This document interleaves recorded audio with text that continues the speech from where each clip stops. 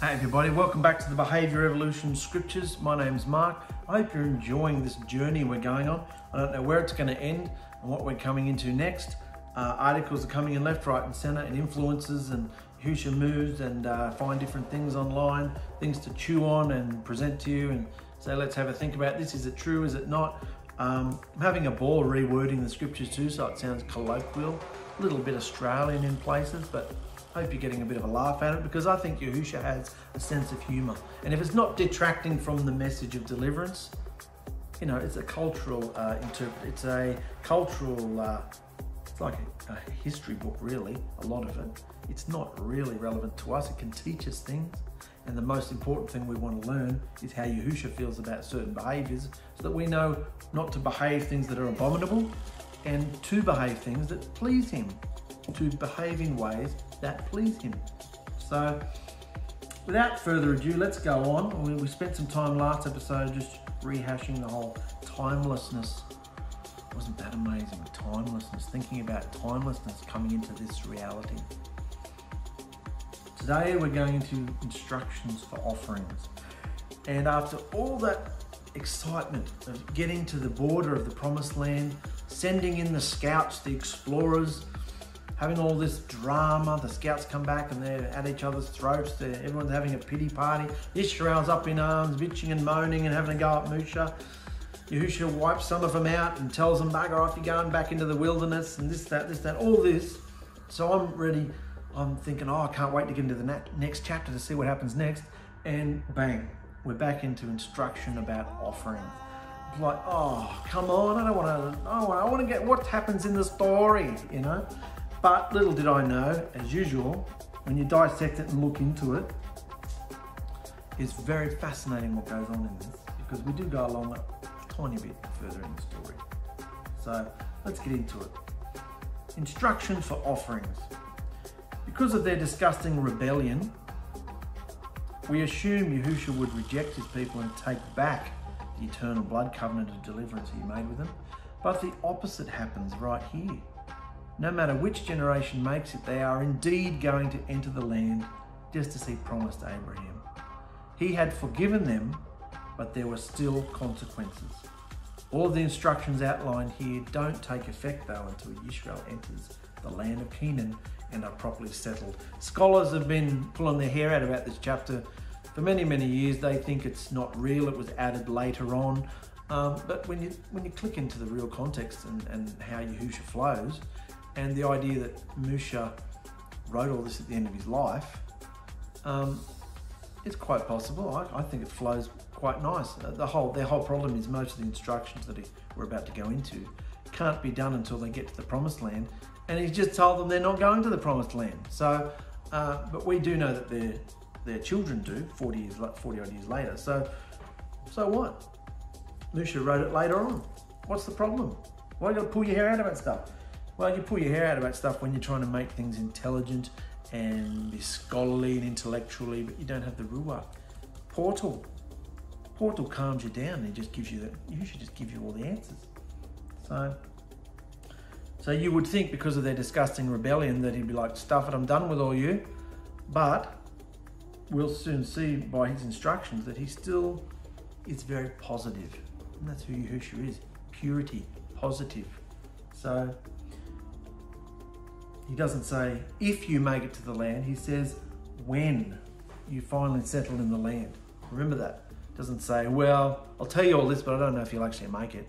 No, he's saying, when you get there, this is what you're going to do. So Yahusha said to Musha, Yahusha told Musha, give the following instructions to the people of Israel. When you finally settle in the land I'm giving you, make sure you offer up fire food to me as a pleasing aroma. Fire food. Some translations say burnt offerings, but that was a different Hebrew word for burnt offerings. So this is a different thing. Food offered by fire. And of course the smoke was a visual thing. They thought that it went up into the sky and he was breathing it in. They were very visual. Whether it's to ascend near to me or to fulfill a vow, make a voluntary offering or an offering at any of your annual festivals. They must be taken from your herds, your flocks. And when you present them to me, also bring a love grain offering, 2.2 litres of choice flour mixed with 1 litre of olive oil. And for each lamb offered, present 2.2 litres of wine as a liquid offering. Interesting, they're talking about wine now after they've been talking about grapes in their last chapter. Grapes, all the grapes, the clusters of grapes. Well, now he's talking about wine. Interesting. Or maybe you don't think it's interesting. I think it's interesting. Wine is a liquid offering. If the sacrifice is a ram, give a love grain offering, 4.4 litres of choice flour mixed with 1.3 litres of olive oil and 1.3 litres of wine as a liquid offering. This will be a pleasing aroma to me, and when you present a young bull, you must give a love grain offering of 6.6 litres of choice flour mixed with 2 litres of olive oil, 2 litres of wine as a liquid offering. This will be a special gift. This will be a special gift, a pleasing aroma for me too. Each sacrifice of a bull, ram, lamb or young goat should be prepared in this way. And all of you native-born Israelites must follow these instructions when you offer special gifts to me. And if any foreigners visiting you or live among you, and want to present a special gift, they must follow these instructions as well, because they are equal before me. They are equal before me. Foreigners have the same status as far as Yahusha was concerned. He didn't see them any differently. If they grafted in, that is, into their beliefs and into the blood covenant. There was no such thing as the resident or the foreigner. They were all the same to him. They are all equal before me. This is a permanent instruction for you to be observed from generation to generation. This is a permanent instruction. So should we all be doing it now? Should we all be lifting up drink offerings? Should we all be lifting up fire food, slaughtering animals? Why not? Why not? It says a permanent instruction for you to observe from generation to generation. The generations haven't stopped. Why aren't we doing it today? I'm playing devil's advocate here. Why aren't we doing it today? I mean, there's lots of other things back in this older period of time that many teachers, preachers, pastors, rabbis would have us do, even though we know that you can't just pick and choose, guys. Is it shadows or not? If you're going to do all of them, you've got to do all of them. Or you come out and realise that Yahusha fulfilled all of this through his own sacrifice, and we don't have to do those silly shadows anymore. I'm setting the scene here because there's more stuff like this coming up. So what if you accidentally fail to do these instructions that I've given you through Musha? Suppose your descendants in the future stuff up. If the mistake was made unintentionally and the community was unaware of it, the whole community must present a young bull for an ascending offering as a pleasing aroma for me. It must be offered along with its prescribed love grain offering and liquid offering, and with 1 male goat for a purifying offering. I'm not going into all those offerings. We did all that back in Leviticus, all right? You can re-watch those shows if you want to know what the offerings all meant again. And with it, the priests will purify the whole community of Israel, making them right with me, and then they'll be forgiven. For it was an accident, and they've made it right with their offerings. Yes, the whole community of Israel will be forgiven, including the foreigners living among you, for all the people involved in the disobedience. If someone commits a crime by mistake, the guilty person must bring a 1-year-old female goat for a purifying offering, and the priest will sacrifice it to purify the guilty person before me, and then that person will be forgiven. But those who intentionally and defiantly disobey me, whether native-born Israelites or foreigners, have insulted and abused me by deliberately treating my word with contempt, and they must be cut off from the community and suffer the punishment for their wicked behaviour. Insulted and abused me, most translations say blasphemed. It's a very Christian word, isn't it? Blasphemed. Thou shalt not blaspheme. Blaspheme just means insult. It means abuse. It means physically assault somebody, assaulting him. Blasphemy is like an assault on him. So by us disobeying him, it's like us going up there, literally taking a baseball bat and whacking him in the face. So that's what disobedience is. So he says, but those who intentionally and defiantly disobey me have insulted and abused me by deliberately treating my word with contempt. Contempt, like nothing. Treating it like dirt, like the cow dung on the bottom of your shoe, treating it with such contempt. And they must be cut off Remember, cut off means physical and spiritual severing. They must be cut off from the community and suffer the punishment for their wicked behaviour. Being cut off as punishment for an intentional crime was usually dished out by Yahusha himself, not men, unless he specifically instructed them to do so. It would generally be a supernatural punishment, such as a fatal disease, poverty-stricken, dying, childless, etc. In fact, dying childless, this is actually the most feared punishment, because according to the ancient Hebrew superstition, at the time, a man's essence lived on through his male children. So dying or being cut off, or dying without any children, no heirs, no bloodline coming through you, that was probably the worst one, because that's it. You don't live on through your children. All that hocus pocus superstition they believed in. We can see that they believed all sorts of things back then, but the thing I want to talk about briefly is the foreigners. The whole idea of foreigners. People look down on foreigners in their country. They have this difference in status, apparently. Let's look at foreigners here. The Hebrew idea regarding foreigners or strangers goes back to ancient Middle Eastern nomadic life. And it denotes a man of another tribe who, coming to live in a place where he was not strengthened by the presence of his own kin, puts himself under the protection of a clan or a powerful tribal chief. So he's got no one really around him to help him or protect him, or he's failed in life, or whatever it's happened, he's had drama, whatever, he comes and lives under the protection of another place, another chief or tribal chief.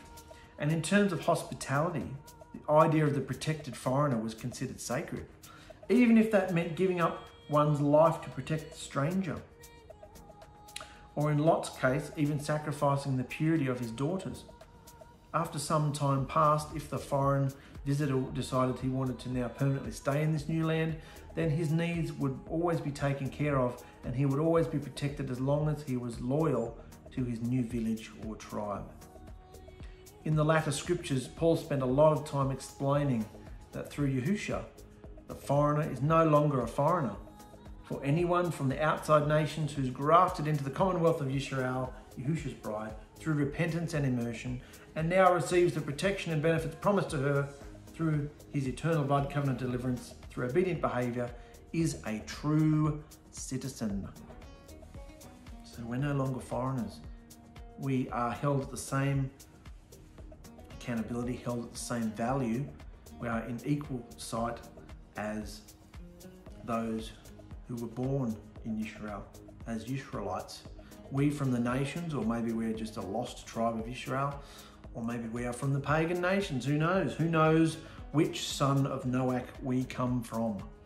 Anyway, it doesn't matter. It does not matter about bloodline anymore. So all those religions, religious movements, the Jewish people do it a lot. All those outsiders, filthy are those uncircumcised, filthy people, not wearing their hats and zeets and beards and all that sort of stuff. You can't come into this synagogue. And if you haven't been properly grafted in and properly into this synagogue, then you can't wear those zeets and you can't wear this, and you have to change that. Please don't come back here unless there's rubbish they go on with. Ridiculous rubbish, religious rubbish. Yahusha said, when you arrive in the land where I'm taking you and you eat bread produced there, you must present a cake from the first of the flour that you grind and put it aside as a special offering, as you do with the first grain from the threshing floor. And throughout the generations to come, you are to do this for me each year from the first of your ground flour. So whenever you're baking bread, give some of it to Yahusha.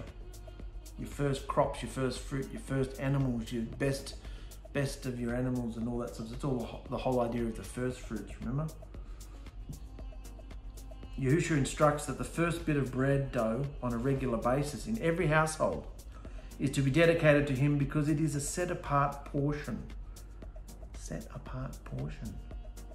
Leading us back to the principle of first fruits, which states that the first of everything belongs to Yahusha.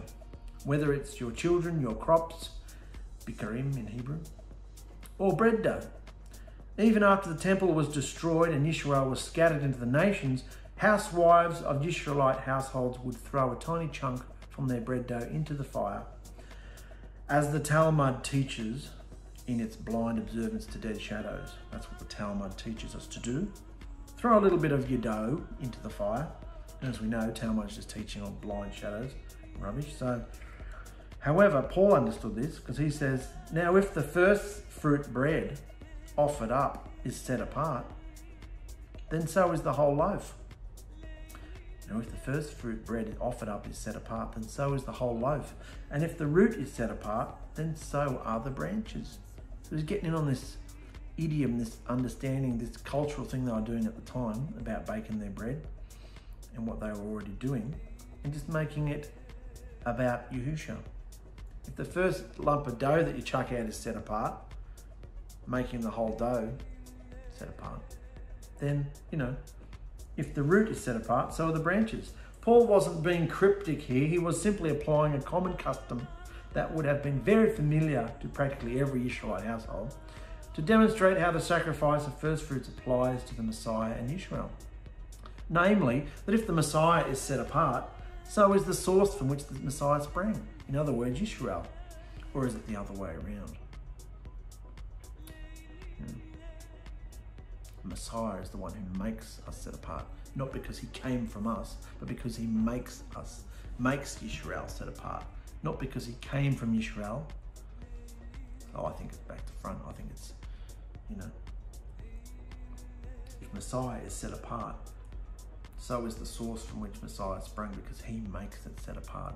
If we're obedient to him and in him, he is the vine, we are the branches. He came first. Which brings us to the wave offering. Let's talk about this wave offering a little bit. It was mentioned last week. It ties in perfectly to this whole offering up the bread and waving things around. The wave offering was an offering made by the priests to Yahusha, and then it became the property of the priests. Waving the sheaf before Yahusha was for the people to be accepted by him. The Levitical priests themselves were also offered to Yahusha by Aaron as a wave offering. Since we have no real priesthood or temple today, there is no need to follow this older brother doctrine. The Jews have never accepted the fulfillment of all prophecy by Mashiach. Why are we following? They don't have a portal open within them. They're not receiving any divine, fresh inspiration or revelation from Yahusha. Why are we following them? They want to bring back temple worship. They're going backwards. They're not going forwards, they're going backwards. They want to bring back temple worship and can't see that all the prophecies talk about his second coming, where he gathers his people, Yisrael. They may have kept the word all these years, but they don't understand what it means. Actually, it wasn't them. Yahusha kept it for his people of today. The wave offering was discontinued following the destruction of the second temple, and ever since, this offering in the Jewish religion is brought forth in word rather than behavior. It's just lip service, something liturgy, dead shadow behavior. It's not real living behavior. Yahusha fulfilled this shadow by being the first fruit sacrifice wave offering of the new creation. Yahusha fulfilled this shadow. So really, there is no need for us to accept the Jewish traditions of shadow worship and behave something that is already fulfilled. Yes, Messiah fulfilled the sacrifice. His blood was sprinkled in the higher dimension, and he accepts all those who follow his renewed blood covenant of deliverance and are covered by his blood sacrifice. So on feast days, we just get together and the center of our worship and feasting is Yahusha himself. We already know what the shadows mean, so there's no need for a sermon putting everyone through all those traditions. Why do you want to put people through all that madness? We are free to celebrate his love in each other. So come prepared to rejoice and celebrate Yahusha. And in 1 Corinthians 15, Paul says, so Mashiach has been raised from the dead, becoming the first fruit of all who have fallen asleep. So since death came into the world through a man, resurrection of the dead also comes through a man too. And just as everyone dies in Adam, we can all be brought back to life in Mashiach, but in the proper order. Got to be in the proper order. Mashiach first, as the first fruits, and afterwards his bride, those who are obediently in him at his coming. Then finally the end comes when Mashiach brings his reign through the portal, crumbling and scorching all earthly rule, authority and power. So the end comes when Mashiach brings his reign, which is in another dimension, through the portal, crumbling and scorching all earthly rule, authority and power. And that's in 1 Corinthians 15. Isn't that amazing? Then we have a little spot here, little account here. One day while the people of Israel were in the wilderness, they discovered a man gathering wood on the Shabbat day. So the people who found him doing this took him to Moshe and Aaron and the rest of the community, where they held him in custody because they didn't know what to do with him. Then Yahusha said to Moshe, "The man must be put to death. Tell the whole community to stone him outside the camp." What? Hold on a second, he's just picking up a few sticks. So the whole community took the man outside the camp and stoned him to death, just as Yahusha had instructed Moshe. What's that about? The seriousness of the crime is due to the fact that the man who was gathering the wood had full intention of kindling a fire. So in Yahusha's eyes, it was pretty much the same thing. Just like he says, do not look at a married woman in order to take her and sleep with her and have sex with her, because it's the same thing as doing it. It's the same thing as committing adultery, you know? So it's the same intent. He knows the intentions of our heart. So this guy obviously had the intention of making a fire. And how do you make a fire? With wood. So many have speculated, this is interesting, many have speculated also, due to the severity of the punishment, that this man intended to kindle a fire in order to sacrifice a child to Moloch. A few commentaries say that. I thought it's not written there, so I just thought I'd throw it out there for you to chew on. I mean, why? I mean, it seems a bit severe otherwise, doesn't it? Just picking up a few sticks. Even if it was to light a fire, which is disobedience, I understand that. But I read that and I thought, oh, that would make sense, because you don't always hear the full story.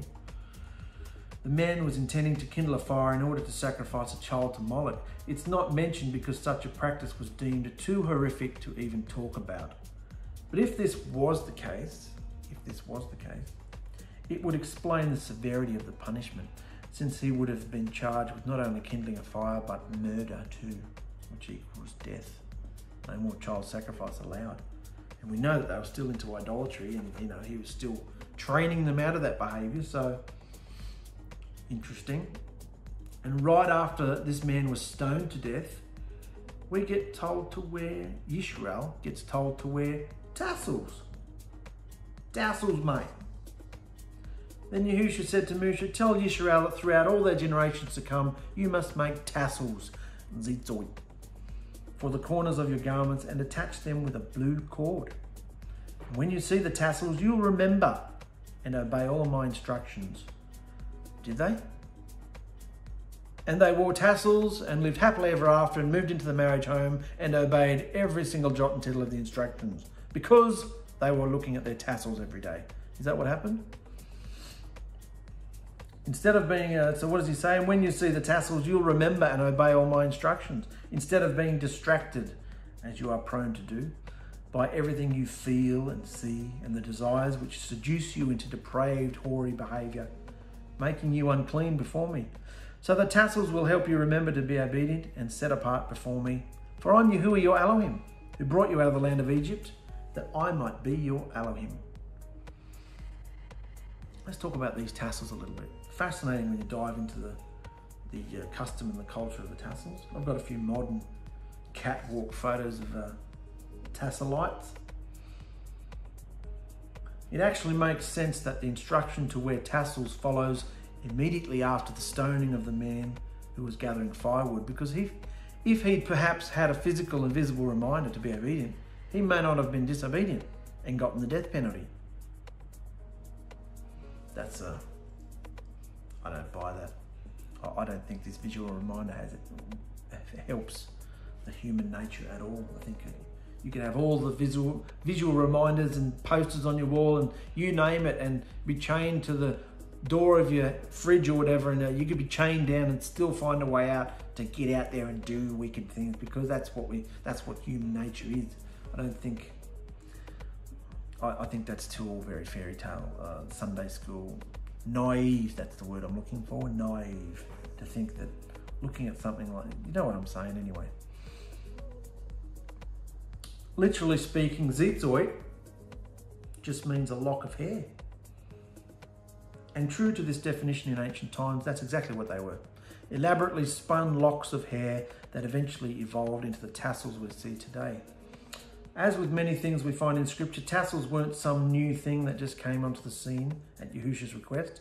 The wearing of tassels on the fringe of one's garment was also quite common throughout Asia Minor in ancient times. Yahusha took an already existing thing in ancient Middle Eastern culture and put his own unique spin on it.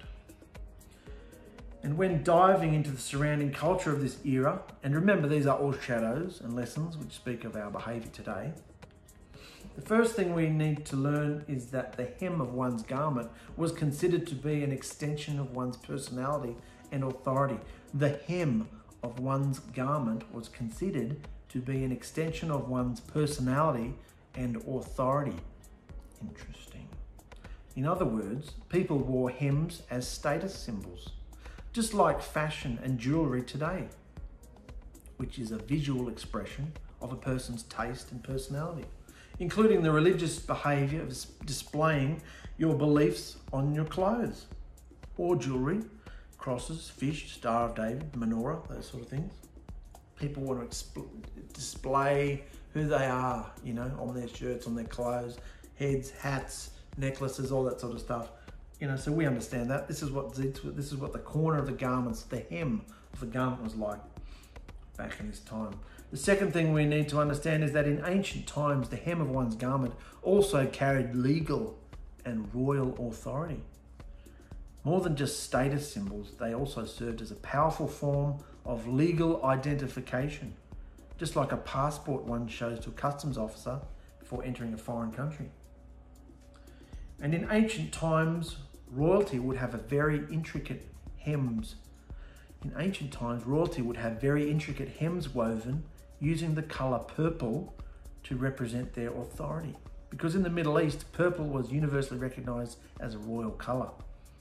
Also, when a servant of the royal palace was to present an official document to the king, the document was to be presented with a lock of hair from the man's head together with a cut-off piece from the hem of his garment, and this was the equivalent of a signature on a contract or a notarized seal.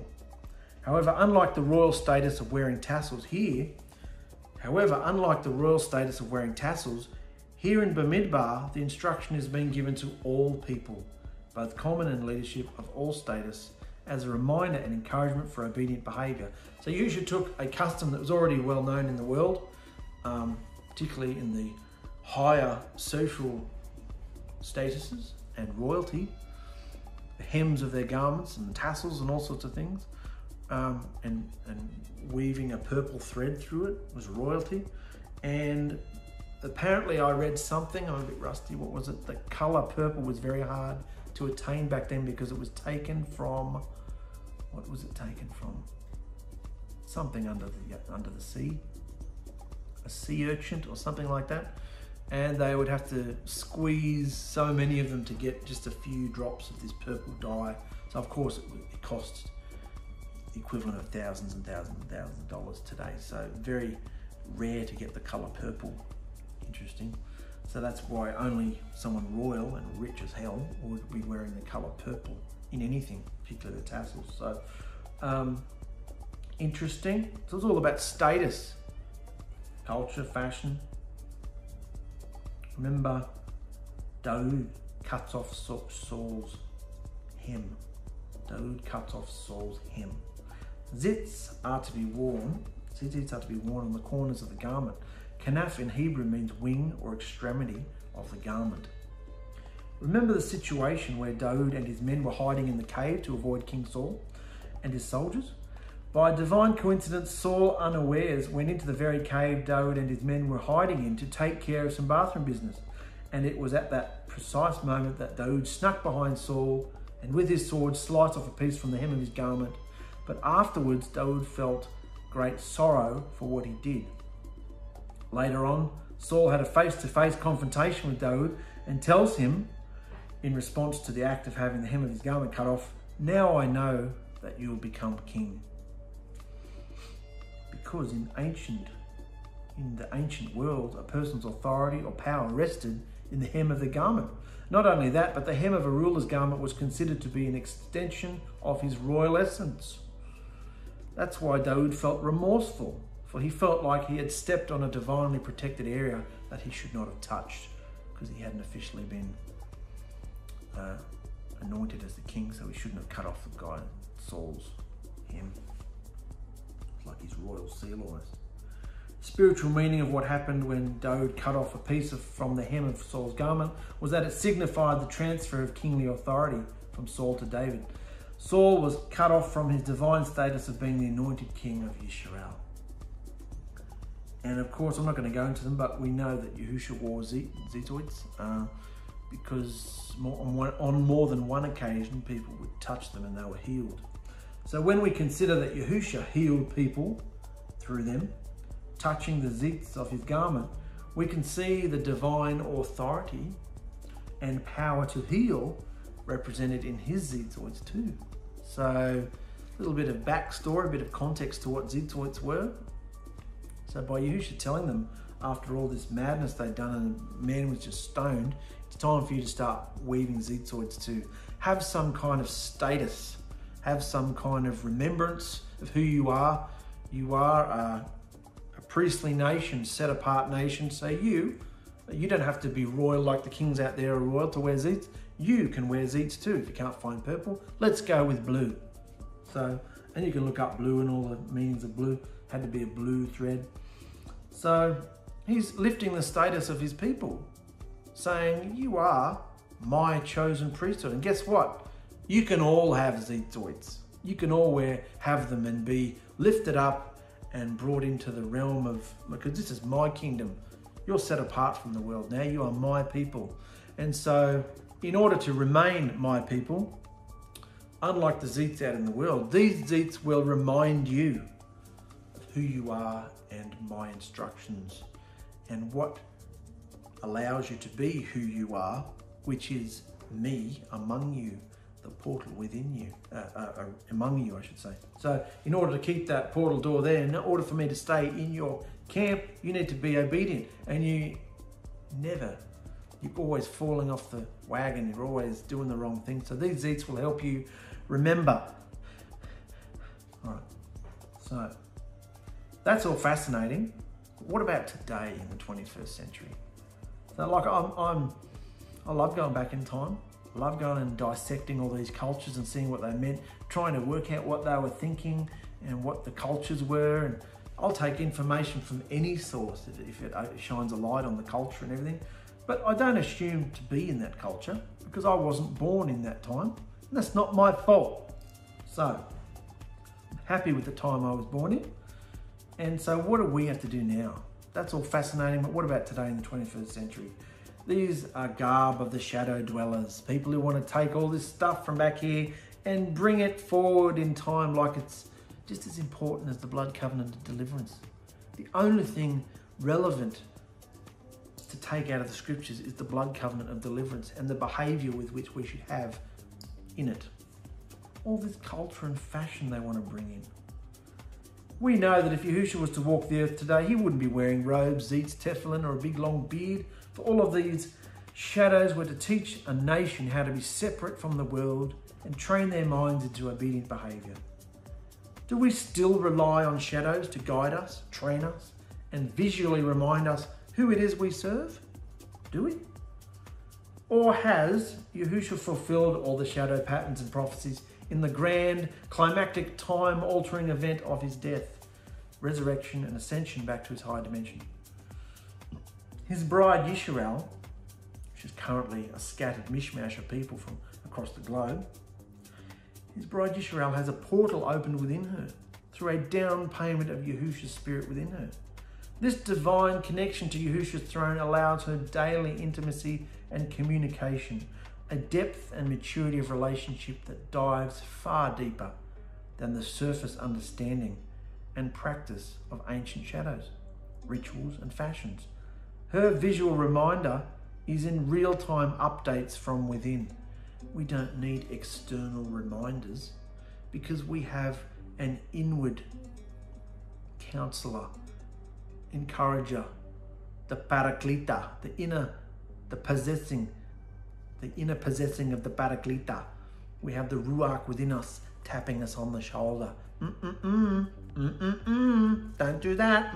He doesn't always tap, does he? He's always whoosh, you know. What do you need zits for? What do you need visual remind? What do you need commandments written on you? You know, that's all outward show, visual shadow stuff. We have the portal, for goodness sake. If you do something wrong with him inside you, oh, you feel it. You know, he is the visual. He is the reminder because he's living and breathing within us. The portal is open. He can reach right through that portal with his fist onto your neck and just, and then when you learn the lesson, his fist goes straight back through the portal, back to his throne. He's visual, have a sense of humor. That's what he can do. And you want to wear zits? Come on. Her visual reminder, the bride, is in real-time updates. We get real-time updates from within us, don't we? Yisrael, prior to Yahusha's arrival, for the most part, never experienced that. Never experienced the indwelling of Yahusha. And the only place the dimensions were connected were above the Ark of the Blood Covenant Witness in the tabernacle, later the temple. However, after their betrayal, adultery and divorce, Yahusha destroyed the earthly dwelling place, never to return there. Sacrifices, priesthood, robes, garments, zits, any other external shadows are now fulfilled, useless, and focusing on them instead of Yahusha himself is actually a slap in the face. It's actually blasphemy. You're assaulting him, punching him in the face because you're taking the focus off him and onto all these physical external things. It's actually slapping him in the face, for through him a very different behavior is produced.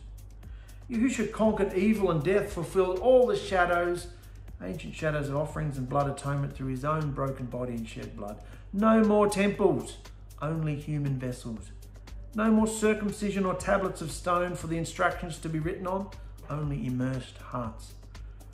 No more priesthood or ministry, because we have a portal within. No more temple worship, only obedient behavior. And no more outward reminders are needed, for the Ruach HaChodesh, the burning down payment of Yahusha's presence inside each and believer, is a constant reminder to us, constantly reminding us through flogging and chastising, rebuking and disciplining our disobedient behavior, until we choose to overcome and start bearing the fruits of right behavior through portal access.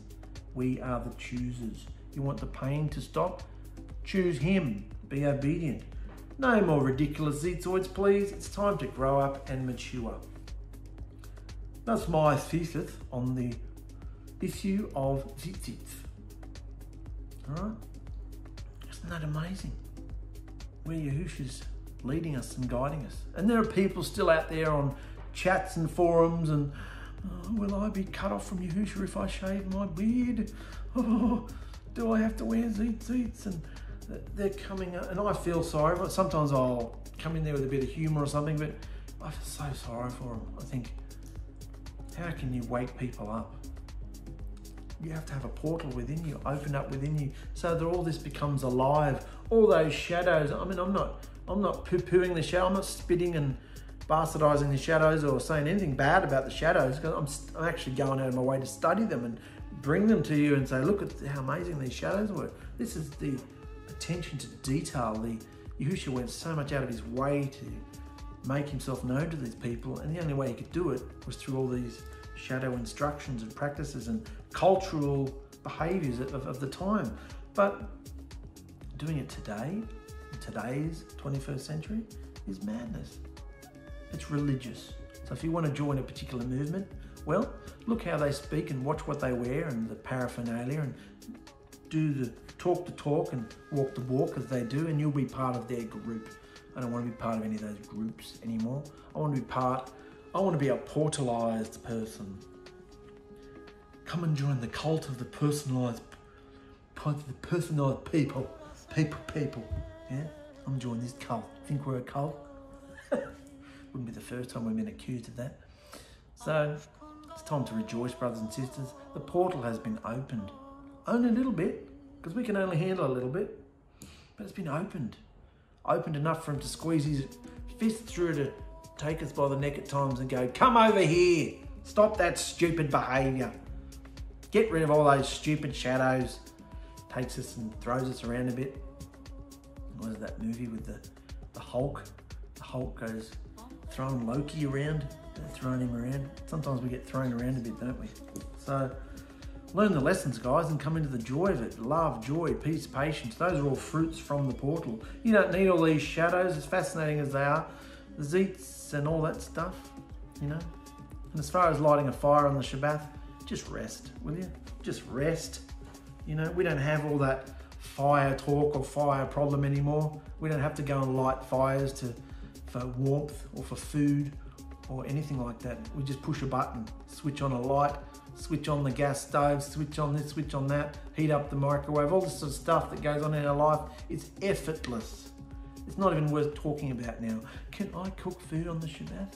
You can heat up some stuff. I mean, if you've got a big family and you want to prepare some stuff beforehand, the whole idea is rest. Rest, rest, rest. So whatever you need to do and organise for your family, you've got Yahusha within you in the portal there. If he doesn't like what you're doing, if he says that, you're getting a bit excited there. Come on, that's work. Come on, stop doing that. Stop it. It's really, you don't need men to tell you all this stuff. You got the word, you got the scriptures, and you got Yahusha living within you. Seek out his counsel. It's amazing. Love you guys. Peace out.